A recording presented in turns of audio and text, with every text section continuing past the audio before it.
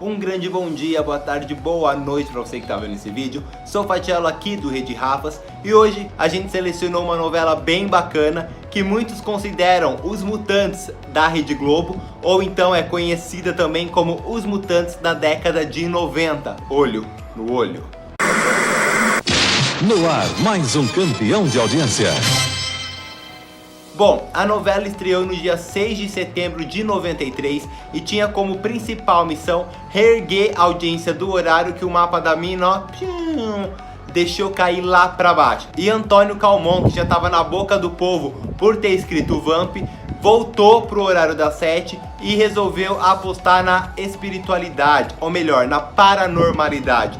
Foi uma luta do bem contra o mal de uma maneira completamente diferente.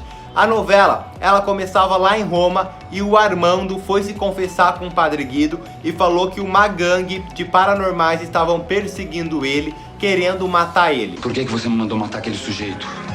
Queria entregar seu tio, Napoleão. E através dele chegariam a mim e depois a você. Alguns dias depois, o Padre Guido descobre que o Armando foi assassinado. E ele fica com aquilo na cabeça. Caraca, ele morreu por minha culpa. Ele falou que ele estava sendo perseguido, eu não fiz nada. Então Guido, ele abandona as batinas dele, sai lá de Roma e embarca para o Brasil, mais especificamente em São Paulo, para conhecer de perto essa gangue e querer acabar com ela. O senhor é padre? Por favor, me chame de Guido.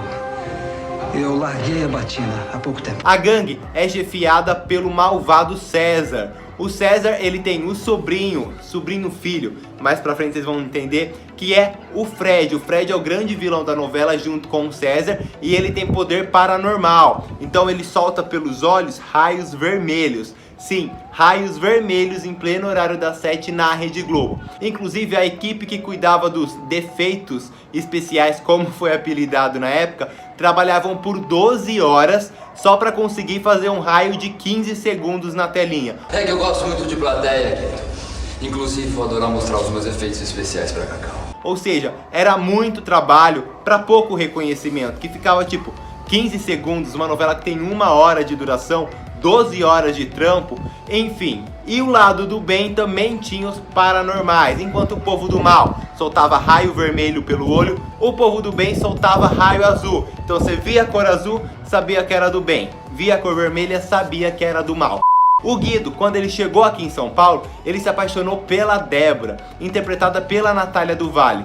A Débora tinha o Aleph como filho. E o Aleph, ele é esse jovem paranormal do bem. Só que ele, assim, é muito paranoico, ele já foi internado em clínicas, ele tem muitos problemas, porque ele não sabe lidar com esse poder que ele tem, com essa paranormalidade dele. Inclusive, o pai do Aleph faleceu no acidente de carro e ele já sabia que o pai ia morrer. Então ele é meio perturbado, muito frágil, tanto que nos confrontos diretos, essa fragilidade atrapalhava muito ele e o público ficava: caraca, mano, que personagem chato. Ele não agradou muito por conta disso. E quem era o braço direito dele, quem apoiava ele, que dava ali equilíbrio tanto para os confrontos como para a relação em si, era a Cacau, a namorada dele. E essa novela também, vocês vão perceber que ela é cheia de triângulo amoroso, porque o César, ele fica apaixonado pela Débora, a mãe do Aleph. Só que a Débora, ela começa a ter um caso com o Guido, o ex-padre. Então aí já tem um primeiro triângulo amoroso. O segundo é o Aleph, que ele é apaixonado, ele é namorado da Cacau. Porém, quem gosta dela é o Fred, sim, o vilão da história. Então ali o segundo triângulo amoroso da novela.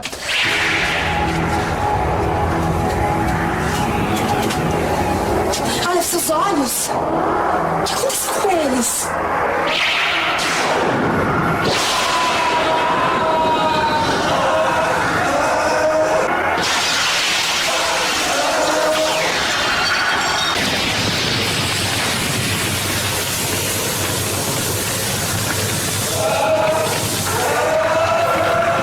E essa novela, ela teve muitos problemas. Inclusive teve pais que batiam nos filhos porque os filhos assistiam essa novela. Matéria de jornal falando que a novela era satanista. Pai de santo falando que quem assistia as coisas ruins vinham pra casa. Telespectadores falando também que quando eles pararam de ver a novela, a vida deles começou a fluir, que antes era uma onda de azar, só coisa ruim acontecendo. Enfim, foi aí todo um transtorno, era uma trama considerada muito pesada e que esse público não gostava de trama desse tipo. Até porque a concepção do Fred, que era o vilão da história, ela foi baseada no bebê de Rosemary. O César, ele estava possuído pelo capiroto, pelo coisa ruim, quando ele engravidou a Valkyria, a própria cunhada. Por isso que o Fred é um sobrinho, filho dele, porque ele engravidou a própria cunhada quando estava possuído pelo demônio. É o Senhor que há de vir um dia julgar todos os vivos e os mortos, Senhor.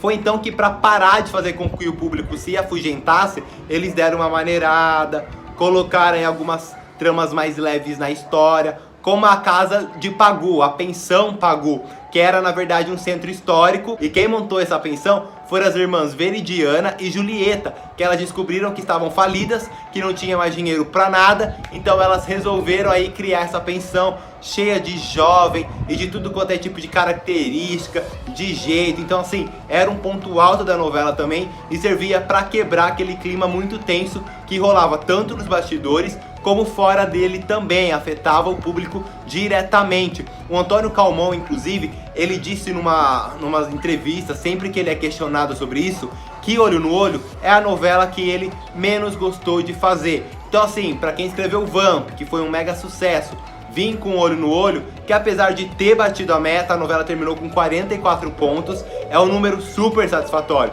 Mas estava ali com Mulheres de Areia, que chegava nos 50 pontos facilmente.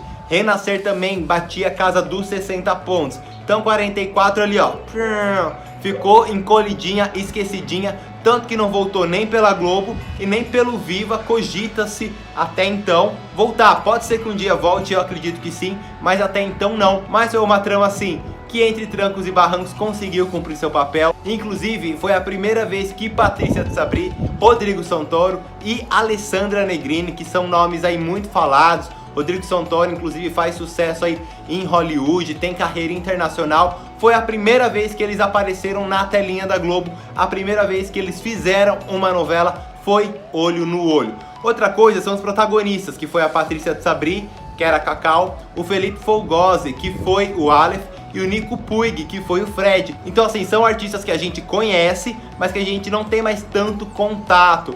Na época, nossa, eles estavam no auge. Mas hoje é difícil. Patrícia de Sabri eu acho que é a mais conhecida dos três. Fez inclusive Pérola Negra, enfim. Mas Nico Puig, Felipe Fogosi não estão mais aí. O que será que deu de errado? Então eu vou ficando por aqui, né? Já que dizem por aí que a novela traz maldição, eu não quero maldição nenhuma. Então já sabem, curta, comenta, compartilha com os amiguinhos, ativa a notificação. Fala pra gente, já viu alguma coisa de Olho no Olho? Lembra, assistiu a novela, ela foi isso que realmente falam? Conta aí pra gente. Eu vou ficando por aqui, vou logo, antes da maldição me pegar. Fui! Na Hora da Verdade, Olho no Olho, a próxima novela das 7.